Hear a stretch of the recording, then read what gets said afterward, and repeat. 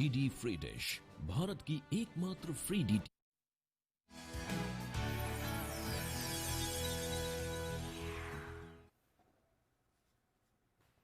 Namaskar, you're watching News Night. I'm Sakal Bhatt, and today Reserve Bank of India maintained status quo, keeping lending rate unchanged at 4%. There were various announcements also made. The RBI governor, in fact, besides other things, has also predicted very bright agriculture outlook as well. But in News Night tonight, we not only talk about the Indian economy entering into a decisive phase in the fight against the pandemic, but also shift that we see from the containment to the revival plan. I'm Sakal Bhatt. First up on News Night, here are the headlines. RBI maintains status quo in lending rates, saying signs of recovery visible, predicts improving situation from fourth quarter of current fiscal. GDP growth estimated by 20.6% by first quarter in the next financial year.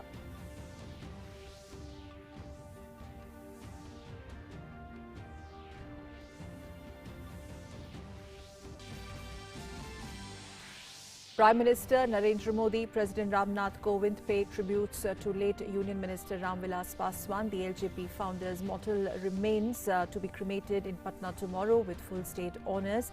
The national flag flies at half-mast today to mark respects.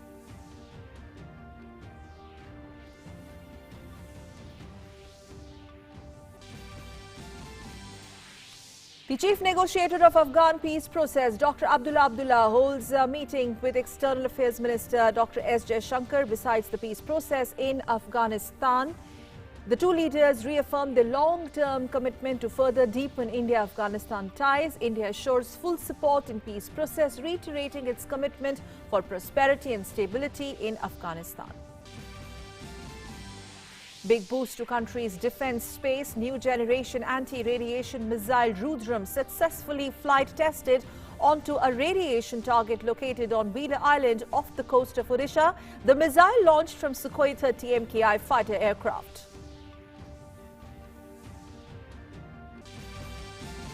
In news coming in from Rajasthan, BJP attacks Congress over the worsening law and order situation in state over Karoli incident. BJP slams ruling dispensation of the Congress over increase in crime against women. Lambasting Chief Minister, BJP says Rahul Gandhi should pay some attention to Rajasthan as well. On to COVID news. New recoveries in India exceed new cases for the third week straight. New cases showing a steady decline. Active caseload drops below 9 lakh for the first time after a month. Recovery rate goes up by 85.52%.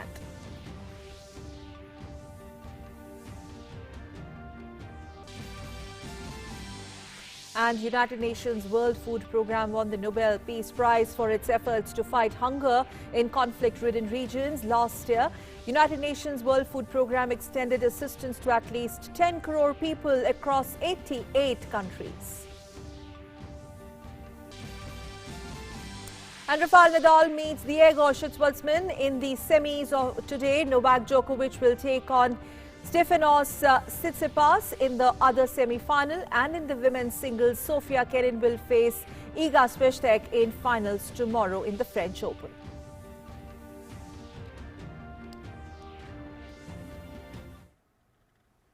And now for the top story in detail. The Governor of the Reserve Bank of India, Shaktikanta Das, today announced the Monetary Policy Committee or the MPC's decisions. The RBI Governor has also announced a host of new measures to be undertaken by the Central Bank. Earlier, the newly constituted MPC of the Central Bank began its three-day deliberations, which started on 7th of October, amid speculation that it will maintain some sort of status quo on the benchmark lending rates in view of the hardening inflation situation. We have this detailed report. RBI Governor Shaktikanta Das has said that the economic growth, which slumped to a negative in April-June quarter, will finally turn positive in the final January-March quarter of the current financial year.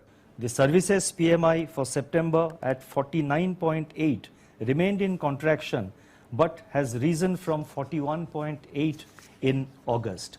These expectations are also reflected in our growth projections, which suggest that GDP growth may break out of contraction and turn positive by Q4. RBI announced its bi-monthly monetary policy review in Mumbai on Friday. The six-member Monetary Policy Committee based its report on the following points pertaining to the global and Indian economy.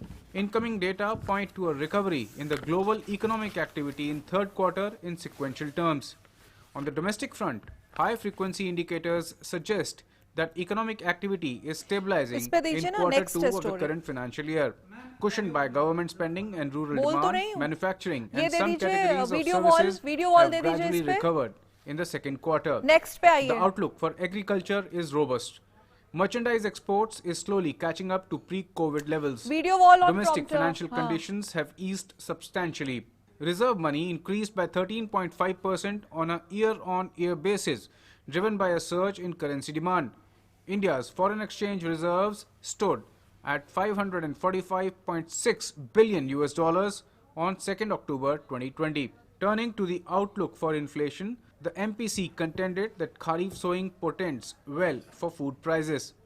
Pressures on prices of key vegetables like tomatoes, onions and potatoes should also ebb by third quarter of the current financial year with Kharif arrivals.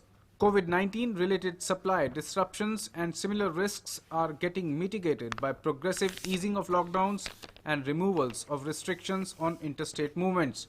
Turning to the growth outlook, the recovery in the rural economy is expected to strengthen further. The Reserve Bank of India has left key interest rates unchanged but signaled more easing ahead to support an economy. The six-member Monetary Policy Committee voted unanimously to retain the benchmark repurchase or repo rate at 4% while keeping its policy stance accommodative. The central bank had slashed the repo rate by 115 basis points since late March before hitting a pause button in August.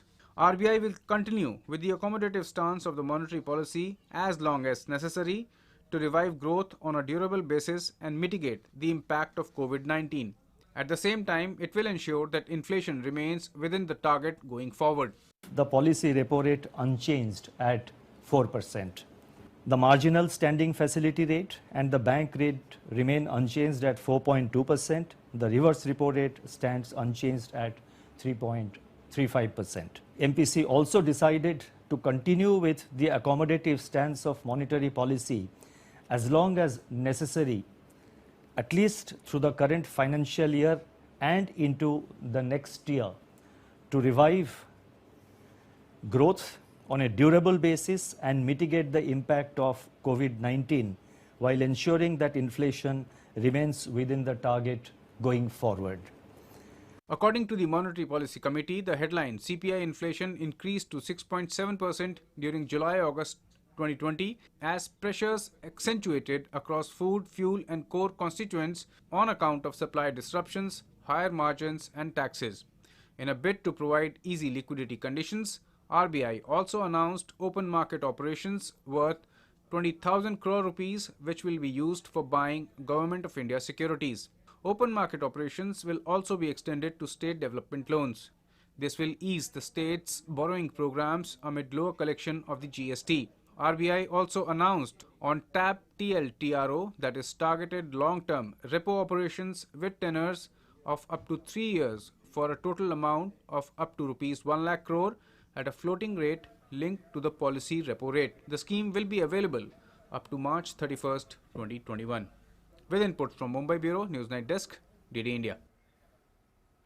So with a phased reopening of activities and various fiscal and monetary measures announced to reboot the economy, the dark clouds seem to be receding at a very fast pace. Now, we look at the following indicators that are showing positive signs and also point towards recovery. Indicator number 1 is your power fuel consumption. Your power fuel consumption says that in the first fortnight of September, petrol consumption has grown by 2%. Moving on to the diesel consumption, it has also reportedly degrown just by 5.5%, but there is a marginal increase. It's also an indicative of the positive trend reversal if this is sustained, which it will be. And will also have the sustenance of the positive indicators will have a multiplier effect on the economy. Basically, let's move on to the other subhead of the consumption. Under the consumption, sales by volume, as far as your two-wheelers and tractors are concerned, it has already moved in a positive space or a green space. Then moving on to the passenger vehicle sales, the passenger vehicle sales are back to the earlier levels, positive sign there. Now let's talk about the core sectors. Which are your core sectors? Cement and steel. Now cement and steel, if you look at the positive trajectory in this space, this further gives a big boost to your construction and real estate. These will also in fact witness recovery, the sort of chain reaction that we get to see. Now under revenue collection economic indicator, we've seen positive indicators here also, because the GST collections in September have also gone up. The GST collections were pegged at 95,000 crore, at least 95,000 crore, which means positive growth has been witnessed post negative sort of territory that we saw in the last 6 months. Let's move on to the next economic trajectory indicators. What are the growth forecasts? Now, the growth forecast says recovery in the rural economy has been visible, and this is also expected to consolidate further. Moving on to the manufacturing firms, they're also expecting recovery in some sort of capacity utilization, but in Q3 in the next fiscal. After this, let's also talk about what is the kind of forecast that is pegged in the inflation space. Kharif sowing, in fact, is doing well for the food prices, and pressures on the vegetable prices are likely to go down by the third quarter of the next fiscal. Talking about the pulses, the oil seeds, their prices are also likely to remain firm. Firming in the prices is also seen because of the sort of elevation that we have seen in the import duties. Let's now move on and talk about some of the supply disruptions. For example, high transportation costs that we saw in the lockdown period, they're also getting mitigated by the gradual unlocking. We take a short break here, but when we come back, we're going to talk about our in-focus talking point tonight, which is economy on way to recovery? Yes, it is. But what are the indicators? What are the verticals? We're going to talk about it when we come back after a very, very short break on Newsnight. Economy on way to recovery, only on Newsnight on DD India. Don't go away. DD free dish, Bharat की एकमात्र free DTH service. अब देखिए आपके अपने पसंदीदा channel DD news channel number 1 पर, DD national channel number 2 पर, DD Bharti channel number 60 पर और DD इंडिया चैनल नंबर 84 पर। DD फ्री डिश, मनोरंजन का संसार सीधे आपके द्वार।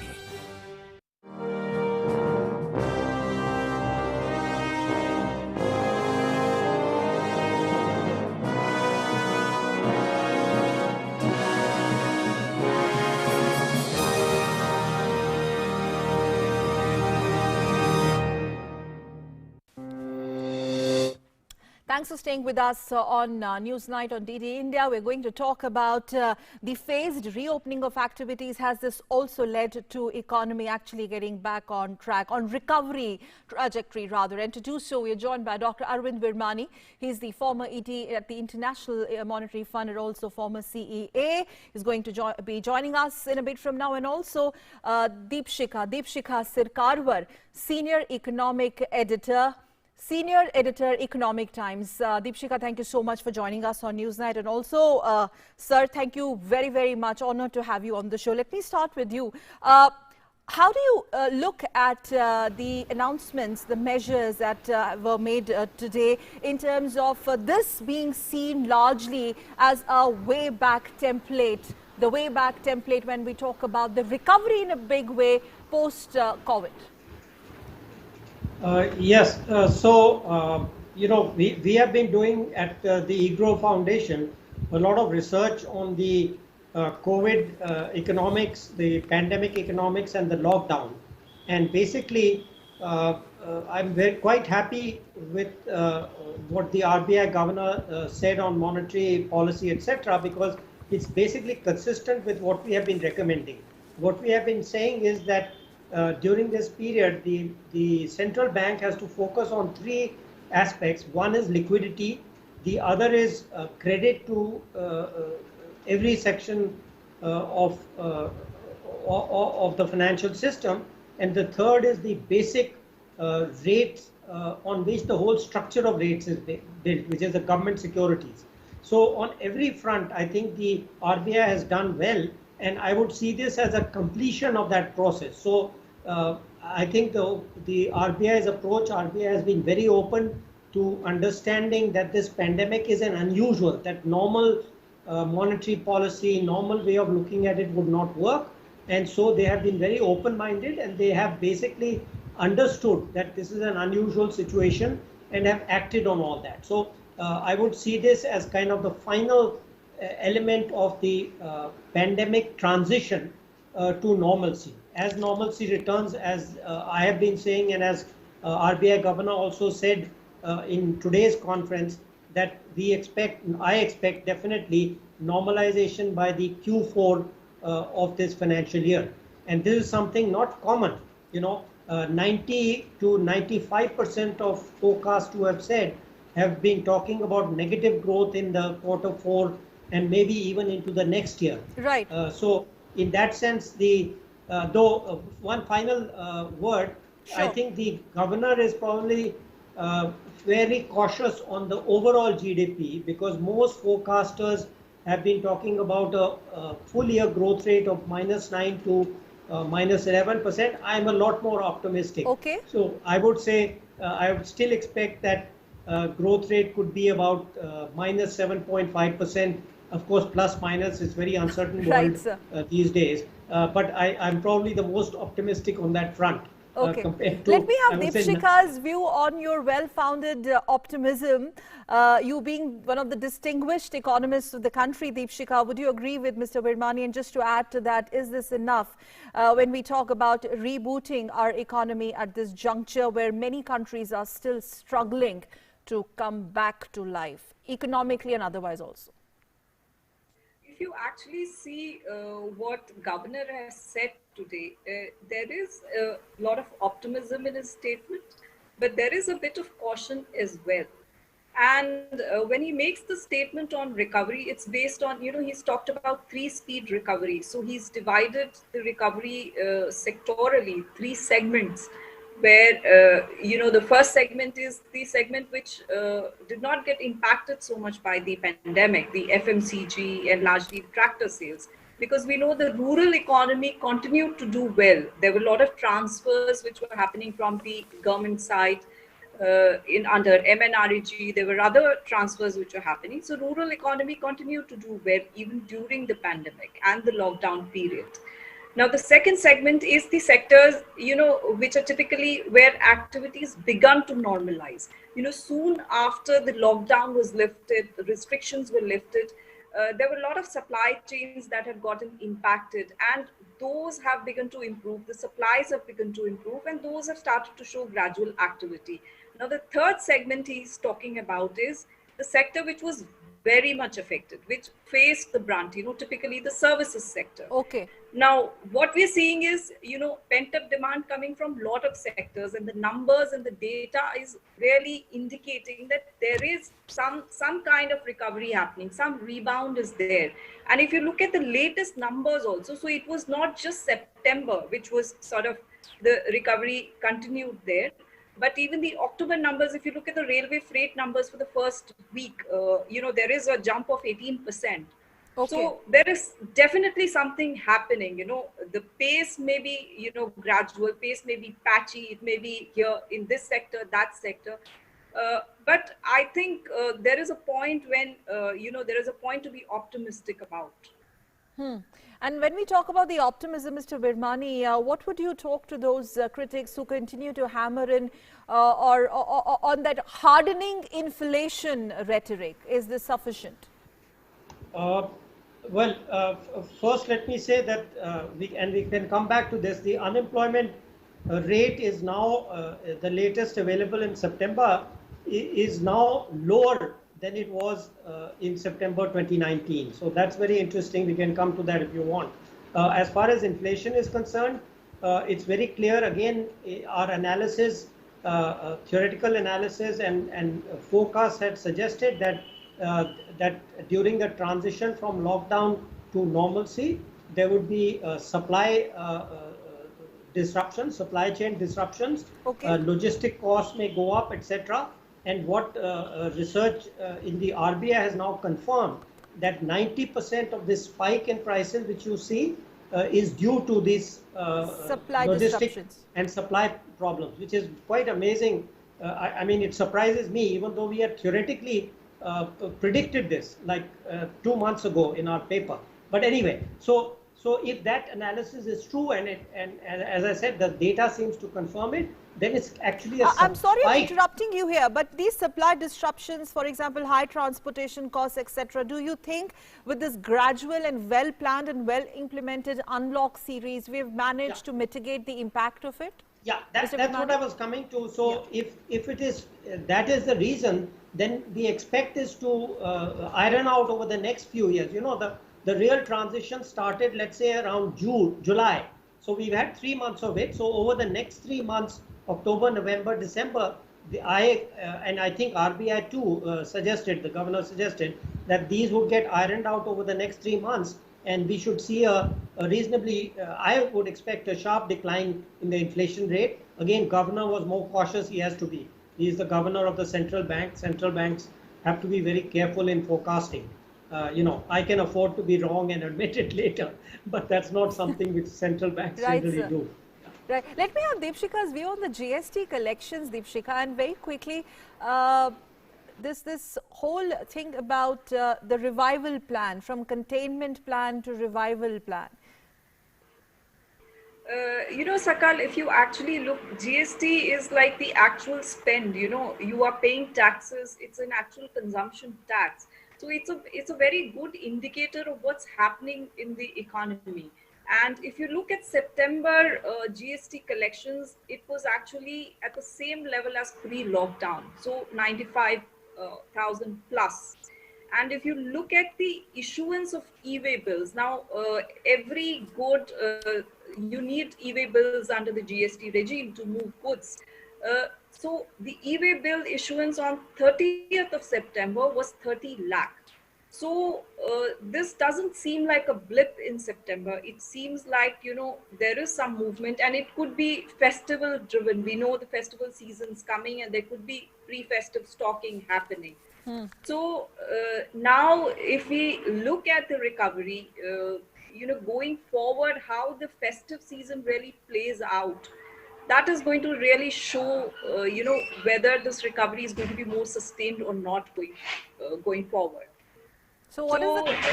GST is definitely sort of reflecting what is happening, the actual buying, the actual purchase that is happening at the ground level. It could be driven by pre-festive stocking. And are we looking forward to a very brightened Diwali?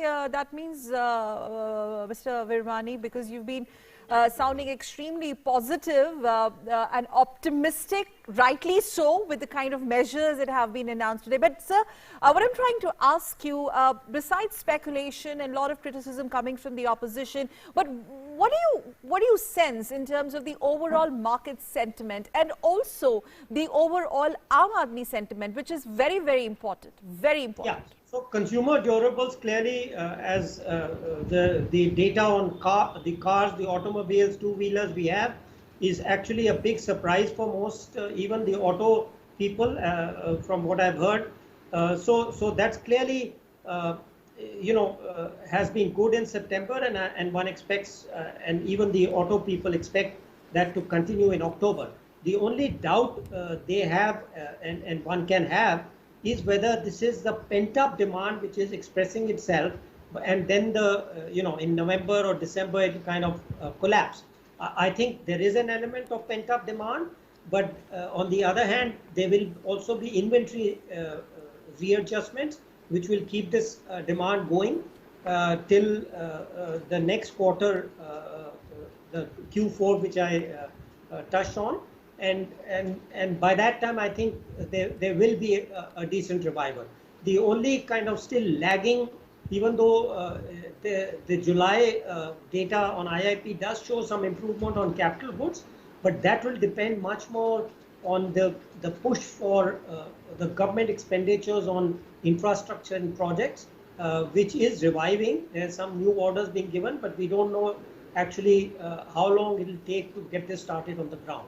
And finally, on your other point with respect to consumers, Yeah. I think some of the things announced today actually will help if we take households together, which includes both consumers and kind of household business, so to say, a very tiny and small business. I think that is a positive sign, as was indicated by most of the lenders who lend to this sector. Their stock prices have gone up, indicating that they are likely to benefit, not just the companies, but the consumers. And finally, as I mentioned very briefly on the unemployment rate, though this is not the be all and end all, and there is some caveats to this, but it's really amazing. And few people have pointed this out. The unemployment rate is 90% of what it was in September of last year, after being the same for 2 months in July and August. So it's not a flash in the pan.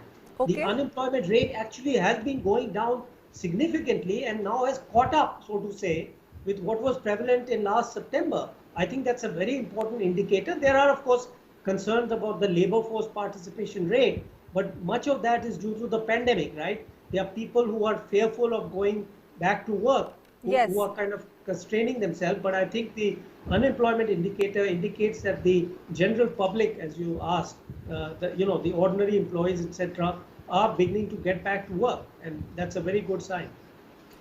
Well, some are trying to get back to work, but Deepshikha, well, those who have lost their jobs, they have no work, that bit, and they're looking for work and they're not getting work, whether you talk about the urban class, the corporates, etc. Adding to that, if you could respond to that question, and also do you also see or sense the spending going up as far as your middle class, the ever-growing middle class is concerned, because they're actually driving your economy? At the end of the lockdown, the kind of assessment that you have, Deepshikha, that the spending has actually increased, which in a way is definitely a positive sign. Definitely. If you look at the September data for MNREG, now September numbers showed the demand for work was at the lowest in over past few months. So this is definitely indicating that if demand for jobs under MNREG has fallen, that means the actual jobs must be rising. And Dr. Virmani made that point that the unemployment numbers have been coming down. The trend is very positive there. And there have been reports, when the lockdown happened, large part of India, sort of resorted to salary cuts, cutting down bonuses.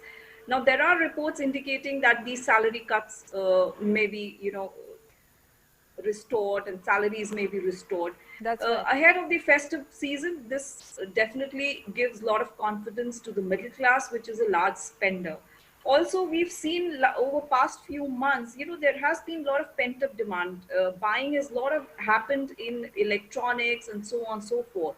Now, because of the online and so on, education sort of shifting to the online space, there has been a lot of demand of such products. Banks also are sort of helping people, in lending. The credit is definitely being pushed by bank. The government's also sort of pushing banks to lend more to consumers, to industry, and so on and so forth. That is definitely having some kind of an impact on the ground. Now, going forward, just as Dr. Virmani said, whether this is just the pent-up demand or whether this is, recovery actually based on, and we will continue to see demand sort of staying for a few months. We really need to see. This festival season would be, it's being termed as a make and break for the industry. So if this momentum can be sustained, then definitely what RBI has said, I was coming to the sustaining positive territory. Yes. Yeah. Let me take this to Sir Virmani, sir. The sustenance of this momentum, the plan is to sustain this trajectory. The question about attracting investments from global giants, and countries wouldn't really expect global giants to invest and come and invest during COVID. But then in India, this is something which has happened. Like you have Facebook, you have Amazon, they've done it. And I think we're looking at more global giants who are looking at India. The Atmanirbhar Bharat campaign plus we trying to get back to where we were? Yeah, that's a very good point. I think there are two sources. One I already mentioned, which is the government reviving, because the lockdown also affected the government's projects and programs. I think those are reviving. It may take a little bit of time, but that is going to be the big source as far as the investment is concerned. We have talked about the consumption part previously. So, but the second one, that's a very good point. Your question is that because of all this talk about shifting of supply chains, etc., the SCRI initiative, the Supply Chain Resilience Initiative, where Japan, Australia, India are participating, the PLI, the project link incentive schemes, etc. I think you're quite right that I would expect that, you know, because capacity utilization on much of manufacturing is a bit low, and it may take at least probably more like 6 months to get back to a level at which investment again resumes. So FDI connected both with this supply chain shift, diversification out of China, and also the digital economy. Clearly, India was lagging a little bit as far as consumer and business acceptance for digitalization was concerned. And that has changed. So there's going to be a faster catch-up, which is also going to attract the digital companies. Yes. Not just the big ones, but also medium and smaller scale companies could probably start looking at India. So you're quite right. So you're saying that the digital transformation that is currently underway is going to accelerate our economic ecosystem further. Therefore, there is no need to worry. Dr. Yeah, which will attract both domestic companies. I've heard many domestic companies who are expecting to be financed now much more easily. And also it will attract collaborators, you know, of medium companies, even new innovators from US and other countries who would like to collaborate with Indian digital players. So waiting for a more brightened Diwali this November. Deepshika and Dr. Virmani, Dr. Arvind Virmani, former AD International Monetary Fund and former CEA. Thank you so much, sir, for joining us. And Deepshika also senior editor with Economic Times. Glad to have you with us on Doordarshan. Both of you, thank you. Now let's move on and talk about the other big stories that we are tracking for you on News Night tonight. President, Vice President, as well as Prime Minister and leaders cutting across political spectrum condole the demise of Union Minister Ram Vilas Paswan. Late leader Paswan's last rites will be performed in Patna tomorrow, that is Saturday, with full state honours. President Rajnath Kovind and Prime Minister Narendra Modi paid tributes to former Union Minister and LJP leader Ram Vilas Paswan at his residence 12 Janpat. President Kovind and Prime Minister Modi consoled the bereaved family. Later, the Prime Minister tweeted, "Paid respects to late Sri Ram Vilas Paswan ji. His unwavering commitment to social justice will always be remembered." Along with other stalwarts, Home Minister Amit Shah and Defence Minister Rajnath Singh also paid last respects to Ram Vilas Paswan in Delhi. Many leaders of other parties paid tributes to the departed soul. A 2-minute silence was observed at the cabinet meeting held through video conference chaired by Prime Minister Modi on Friday. The cabinet approved a state funeral for Paswan and passed a resolution stating, "The cabinet expresses deep grief over the demise of Union Minister of Consumer Affairs, Food and Public Distribution, Ram Vilas Paswan. With his death, the nation has lost a prominent leader, a distinguished MP and a qualified administrator. The cabinet extends its heartfelt condolences to the bereaved family on behalf of the government and the entire nation." The national flag was flown at half-mast in Delhi and capitals of all states and union territories as a mark of respect to Cabinet Minister Ram Vilas Paswan. The mortal remains were taken from Delhi to Patna in late evening. After the Legislative Assembly building, his body was taken to the Patna party office and placed in party office for final visit. Paswan's last rites will be performed in Patna on Saturday with full state honours. Many leaders also expressed grief over the demise of Ram Vilas Paswan. हम लोग के संबंध बिहार के नाते, JP movement के नाते, संसद में, सरकार में एक बड़े भाई के रूप में उनका स्नेह और आशीर्वाद मिलता था। तो हम सभी दुखी हैं, देश दुखी है, बिहार दुखी है। मेरी बहुत विनम्र श्रद्धांजलि है। देश ने अपना एक बहुत ही सच्चा सपूत खो दिया। ओम शांति। राम विलास जी के जाने की सब देश भर में बहुत दुख हुआ है। दलित, शोषित, पीड़ित, वंचित, पिछड़ों की हमेशा उन्होंने पैरवी की। उनको हमारी भावभीनी श्रद्धांजलि है। और एक जिंदा दिल इंसान, बहुत सक्रिय रहते थे मंत्रिमंडल में भी।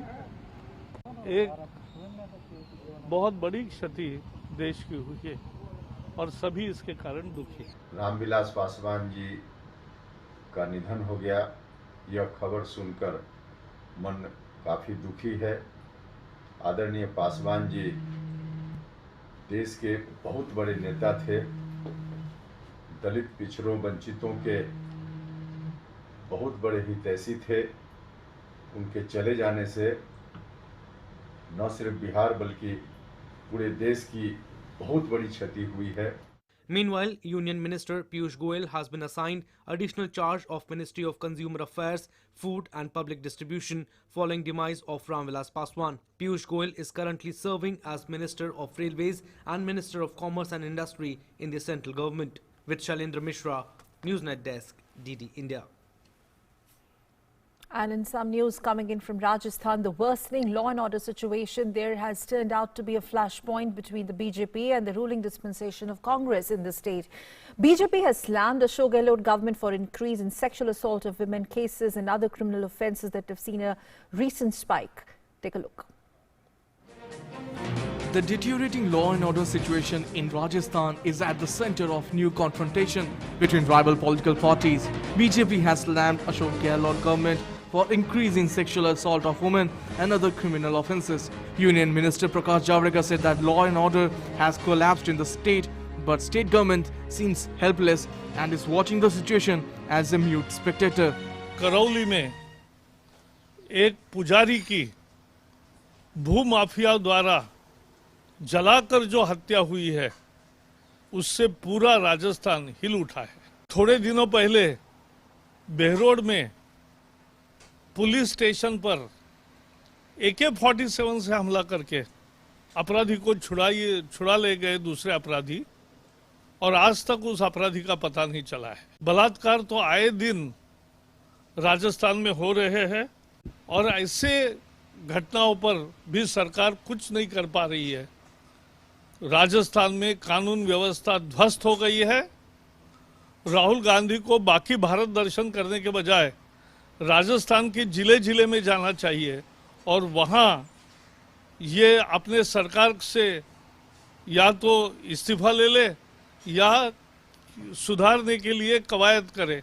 वो कुछ नहीं करेंगे, केवल राजनीति करेंगे, तो ये राजनीति लोग भी बर्दाश्त नहीं करेंगे। In a shocking incident, 50-year-old temple priest was set on fire by pouring petrol over him by 5 people in Rajasthan's Karoli district after he reportedly resisted an attempt by them to encroach upon the land that belonged to the temple authorities. Police have arrested the main accused in the case and search is going on to nab the other accused. प्रकरण का मुख्य आरोपी कैलाश मीना जो है उसे police की team ने गिरफ्तार कर लिया है। कल देर रात्रि में उसे डिटेन कर लिया गया है और आगामी जो है 6 टीमें हमारी वर्तमान में लगातार फील्ड में काम कर रही हैं और बाकी जो बचे हुए आरोपी हैं उनको भी जल्दी हम गिरफ्तार करेंगे। Meanwhile, a man has been arrested in Barmer for raping a minor. The offence was committed on Tuesday. BJP has now asked Rahul Gandhi to focus on Rajasthan instead of going on political tour to BJP-ruled states. Rajasthan का नाम धूमिल होता जा रहा है। National crime bureau के अंदर राजस्थान पूरे देश के अंदर महिला के क्राइम्स के अंदर नंबर 1 है। आज पूरा राजस्थान का नाम धूमिल हो रहा है। एक मर्यादित प्रदेश हमेशा से माना जाता है, मर्यादा ना छूटे, चाहे मन की कैसी ही स्थिति हो, चाहे घर का आंगन हो या रणभूमि हो, ये राजस्थान रहा है। और मैं आग्रह करूंगा कि राहुल गांधी जी जो पॉलिटिकल पर्यटन करते हैं बीजेपी शासित प्रदेशों के अंदर, वो जरा राजस्थान के ऊपर ध्यान दें। BJP has alleged that no one is safe in Rajasthan, be it women or children, while morale of police is down. Party claims that Rajasthan is on the top of the list of National Crime Records Bureau in crime against women. With Shailendra Mishra, Newsnight Desk, DD India. Afghanistan leader and chairman of High Council for National Reconciliation, Dr. Abdullah, today met External Affairs Minister Dr. S. Jaishankar at the Hyderabad House in national capital. External Affairs Minister Dr. Jaishankar assured Afghan peace negotiator Abdullah that India remained committed to peace, prosperity and stability in Afghanistan. Jaishankar and Abdullah held extensive range of talks on various aspects of the ongoing peace talks between the Afghan government and Taliban, and also on bilateral cooperation. And on his part, Abdullah said the External Affairs Minister assured him of India's full support for peace in Afghanistan. Abdullah arrived in New Delhi on Tuesday on a 5-day visit as part of his efforts to build regional consensus and also support for the Afghan peace process. The visit of the influential Afghan leader to India comes in the midst of peace talks between Afghan government as well as Taliban in Doha.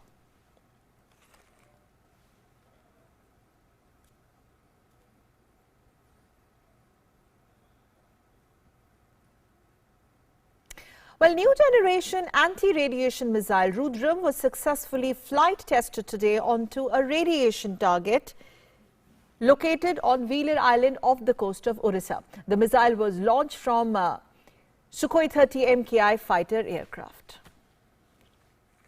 The Rudram is first indigenous anti-radiation missile of the country for Indian Air Force, being developed by Defence Research and Development Organisation, or DRDO. The missile is also integrated on Sukhoi 30 MKI fighter aircraft as a launch platform, having capability of varying ranges based on launch conditions.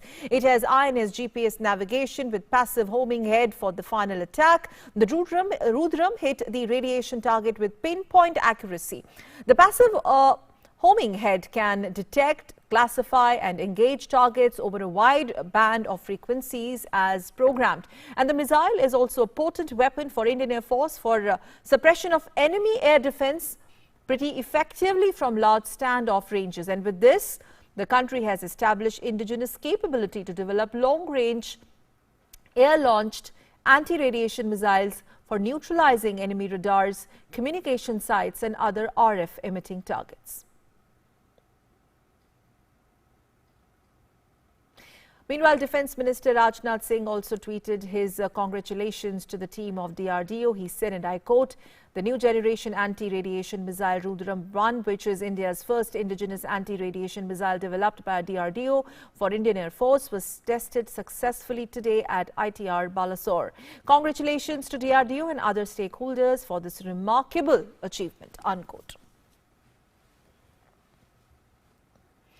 In a historic move to transform rural India and empower millions of Indians, Prime Minister Modi will launch the physical distribution of property cards under the Swamitwa scheme on 11th October, and this is going to be via video conferencing. Prime Minister will also interact with some of the beneficiaries during this event. The launch will enable over 1 lakh property holders to download their property cards through the SMS link delivered on their mobile phones. Now, property cards will be distributed to beneficiaries from 763 villages across 6 states. The move will pave the way for using property as a financial asset by villagers for taking loans and other financial benefits. Swamitwa is the central sector scheme of the Ministry of Panchayati Raj, which was launched by Prime Minister on National Panchayati Raj Day on 24th of April. The scheme aims to provide the record of rights to village household owners in rural areas and issue property cards. The scheme is being implemented across the country in a phased manner over a period of 4 years, that is 2020 to 2024, and it would eventually cover around 6.62 lakh villages of the country.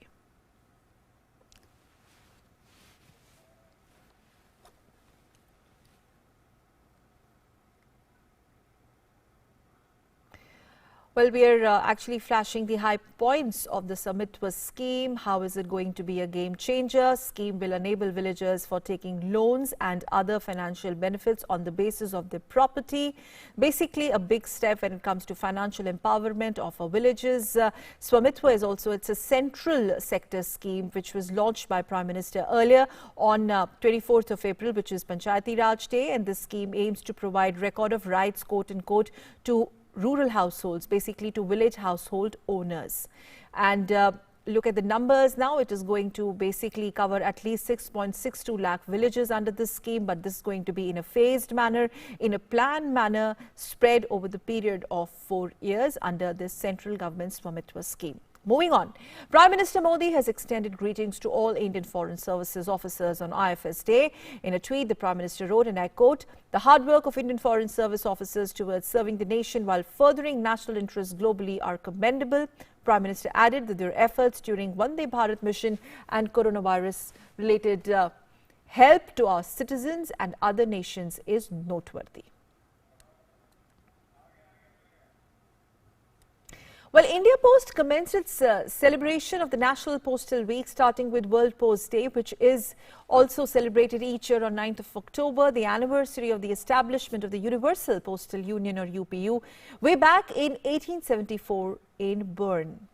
The purpose of the World Post Day is to create awareness of the role of the postal sector in people's and businesses' everyday lives and their contribution to the social and economic development of the countries. It's also moving a step ahead. Department of Post celebrates National Postal Week, undertaking programs, activities aimed at generating a broader awareness of its role and activities among the public and media on the national scale.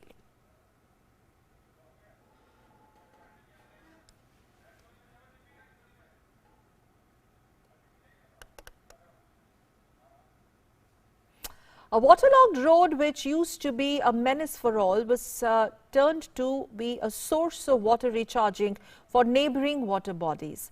This innovation was implemented in Maranallur Panchayat in Thiruvananthapuram district of Kerala. Let's see this report on this unique model of water conservation.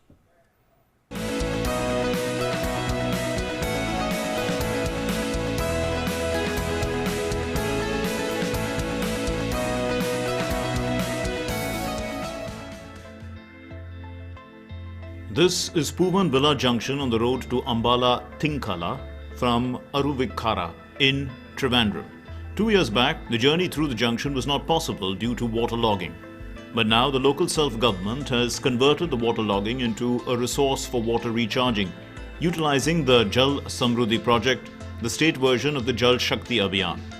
Now the excess water is driven to an underground pit dug by the side of the road and utilizing the water for recharging wells in the area. The recharge pit is designed in a honeycomb model so that the water in the pit goes deep into the soil. The deep pit is taken and designed in a honeycomb structure that there is a gap between bricks. The wall of the pit beside the road is concreted to ensure safety. Water enters the soil through the other 3 sides. The project could find a proper solution to the 2 main issues of the region.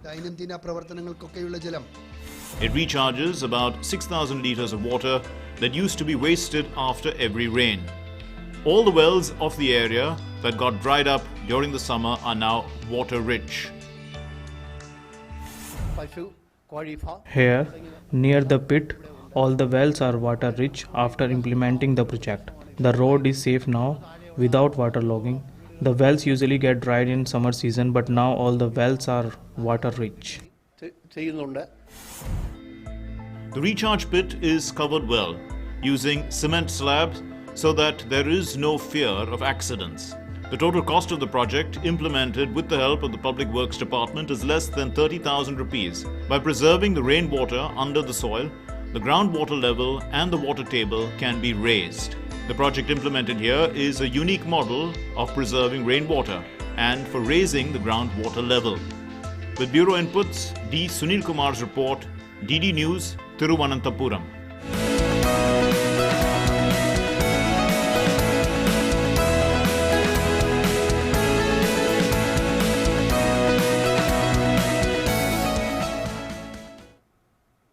And now let's get you a roundup of news from across the country. The Ministry of Information and Broadcasting has issued an advisory to private satellite television channels asking them to broadcast content which adhere to program and advertising codes as prescribed under the Cable Television Networks Regulation Act 1995. The ministry said that content should not contain anything obscene, defamatory, deliberate, false and suggestive innuendos and half-truths. In yet another incident of ceasefire violation, Pakistani army troops resorted to indiscriminate and unprovoked firing on Indian forward posts and civilian areas along the LOC in Poonch sector. However, the vigilant Indian army troops guarding the fence gave a befitting reply. A low pressure area has formed over North Andaman Sea and neighborhood in the early morning Friday. It is very likely to move west-northwestwards and intensify into a depression over Central Bay of Bengal by Saturday. The Indian Meteorological Department has issued warning for heavy rainfall at isolated places in Andaman and Nicobar Islands for the next 2 days. In Leh, the campaign for the Ladakh Autonomous Hill Development Council's 6th General Council elections has gained momentum. While the Congress and Aam Aadmi Party have released manifestos of their party for Leh Hill Council elections, Bharatiya Janata Party is focusing on a wider campaign. Union Minority Affairs Minister Mukhtar Abbas Naqvi participated in an election campaign in Chuchot and Phyang Council territories.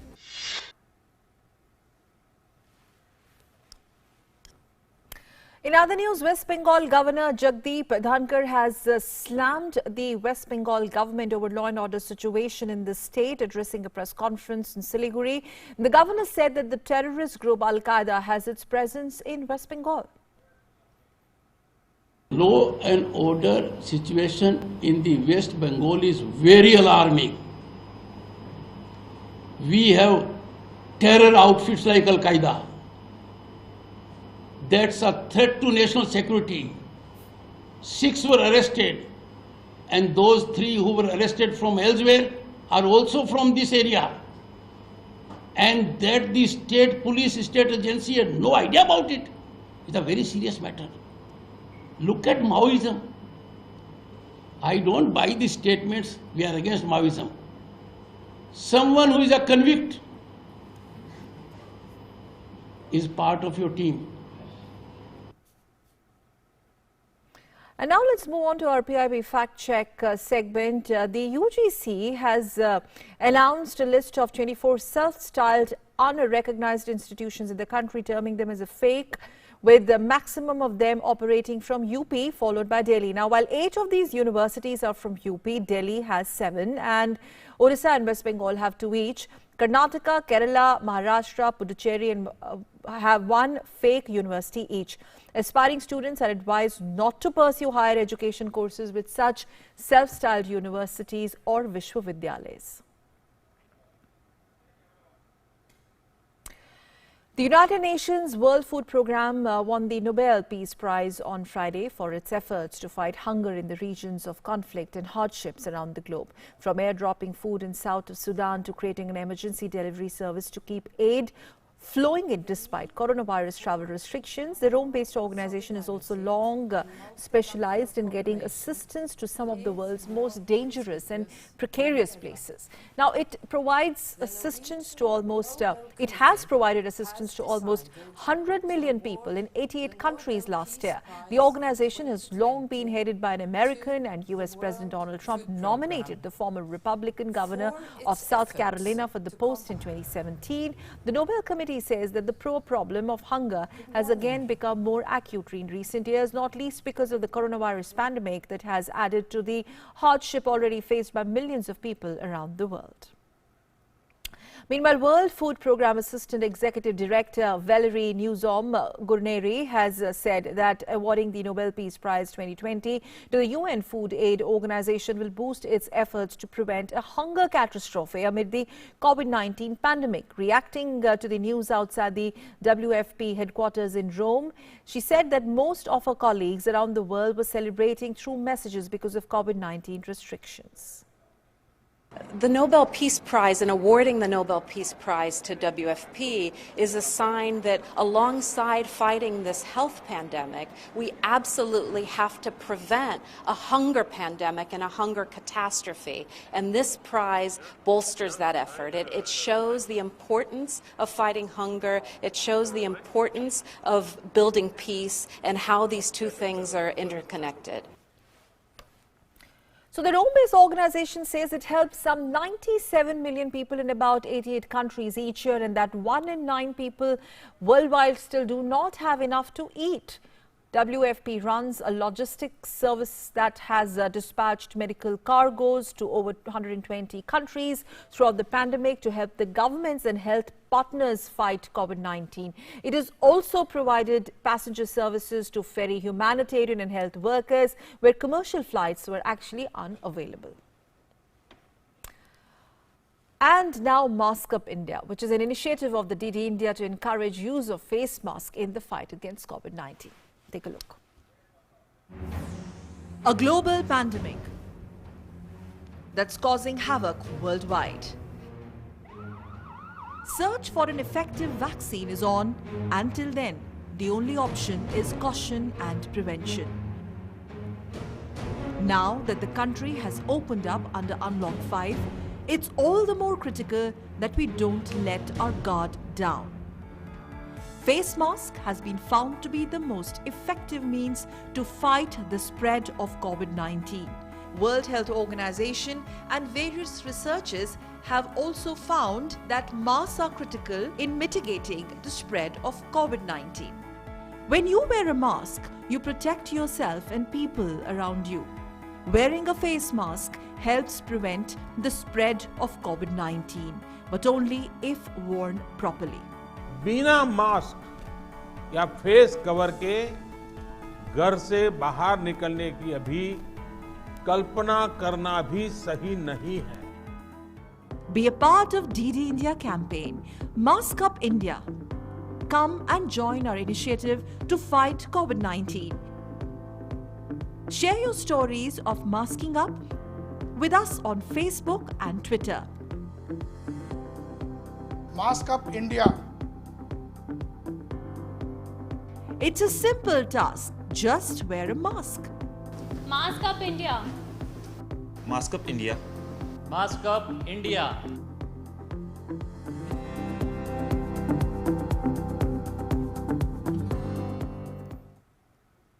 So Mask Up India, not only to secure yourself but all those you love. And let's also end the show today on a very sweet musical note. Gulinoli Benoli is striking right notes on piano, and why he is called a rare talent is because he's just 6 years old. He started playing notes on piano at the age of 1 and was learning the music by the time he turned 4.